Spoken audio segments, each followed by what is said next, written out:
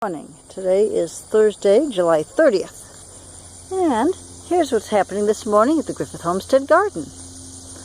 The Marconi red peppers are growing. And of course they are not ripe until they are red. But you can see how big these things get. That's for about 6 inches long. They can get up to 10 inches long. So they're growing. This is a very nice thing. Got some really big ones on some of the plants. The, excuse me, the Roma tomatoes are just about done. We might get some more coming in here. We'll see. Got some buds here, some flowers. So we may get some more yet. But we have had, I wish I'd kept track of the total amount of tomatoes we got out of here, but it was unbelievable. Next year I am not planting a dozen Roma plants because they really do produce. Excuse me. And unless you're going to be doing a lot of canning or have a lot of people to eat them, it's really not going to make any sense to grow that many. Okay, here we have a zucchini that is just about ready to pick. Actually, I can leave it for another day. The zucchini is tapering off now.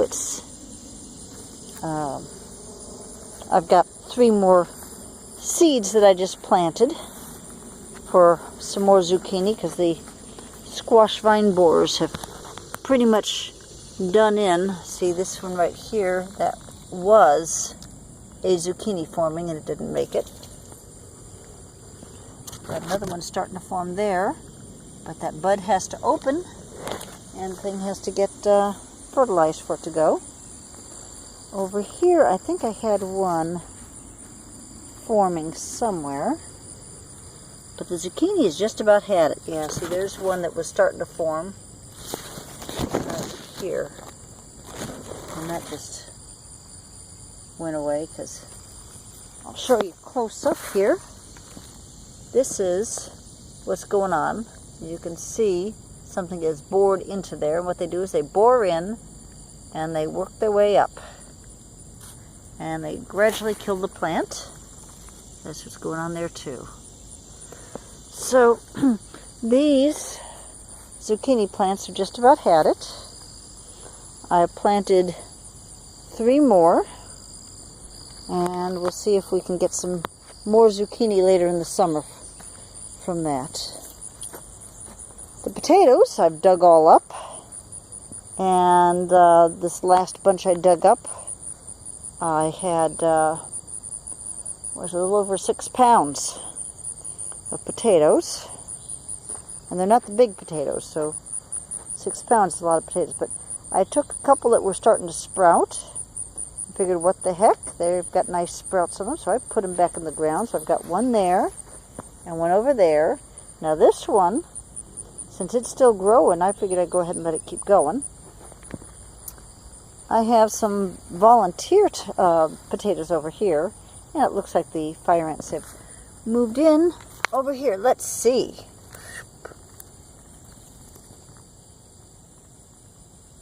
Yep, see how they're swarming out like that? If you've never encountered fire ants, that's what they do. And they go forth and sting whatever living creature they can find. Not fun. Alright, the poblano peppers. I've been picking lots of these. I can probably pick a few more today. As you can see, I ran out of cages, so these 2 just won't stay up. The rest of them are in cages and they're doing pretty well, but I've been getting lots and lots of poblano peppers. I picked a whole bunch of them yesterday. Now that's a small one. Here we go. Here's a slightly larger one. Anyway, I've got a few more I can pick today, and I'm going to see if the co-op will buy some of them. The zinnias. We only had a few zinnia plants that came through, but they're doing pretty well.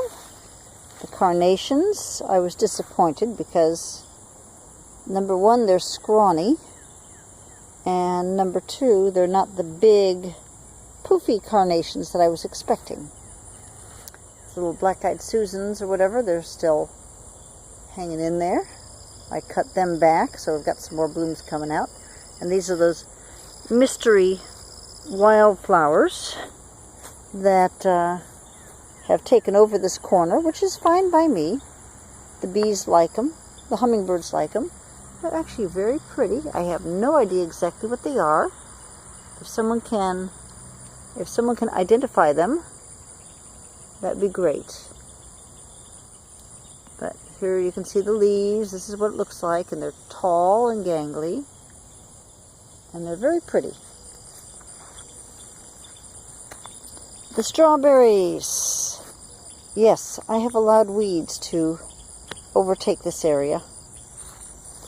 I have got to get better focus, and so I'm going to have a heck of a job this fall clearing out these weeds. Oh, this sucker's going to seed this. I don't know what these are, but these are all over the place. They used to be absolutely everywhere. Whoops. That's cute. I couldn't do that again if I tried.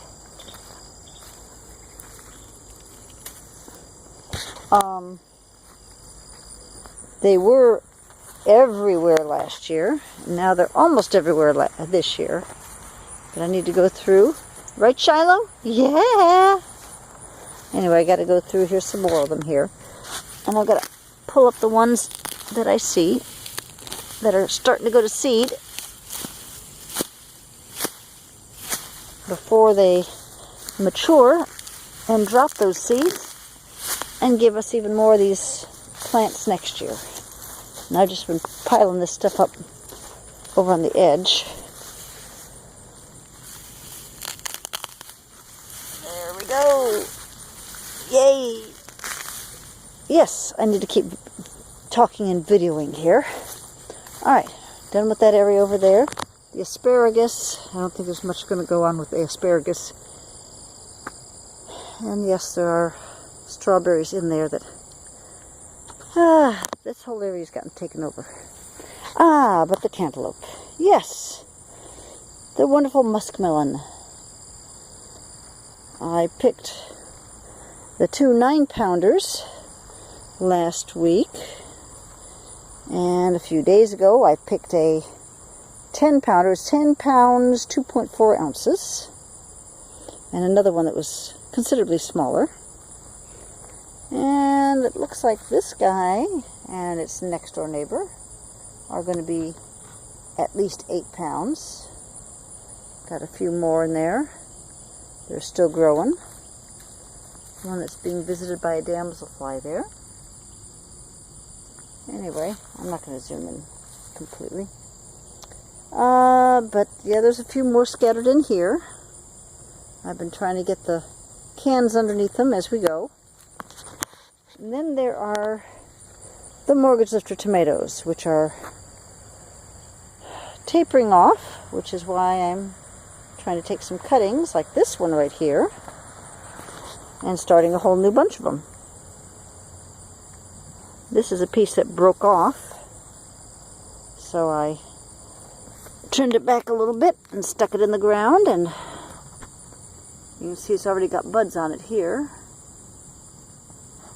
So we'll see how that does. I've got some more that I want to get planted. Because these things are just... something's getting at them. This looks like the same kind of wilting disease or whatever that the tomatoes got last year at the opposite end of the garden. Matter of fact, this plant looks like it's completely dead. So, out she come. There we go. Anyway,